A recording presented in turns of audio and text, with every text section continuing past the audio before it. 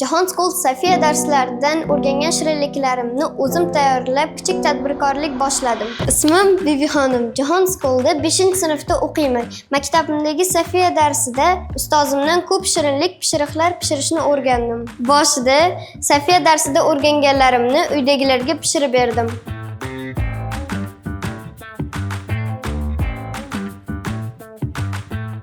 Oyim, dadam hamma maqtadi.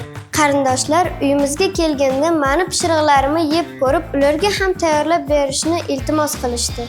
Nihoyat ham yaxshi chiqdi. Sog' bo'ling, endi menga ham pishirib bering, ha? Undan keyin o'ylanib qoldim. Shu pishirayotganlarimni videoga olib Telegram kanalimga qo'yib borsamchi? Sekinlik bilan Telegram kanalimga tanishlar qo'shdim va odam ko'payishni boshladi. Borib atrofdagi tanishlar va hattoki begonalar ham menga buyurtma berishni boshlashdi. Menga bu kichik tadbirkorlik katta tajriba beryapti. Kelajakda o'zimni qandolatchilik biznesini boshlamoqchiman.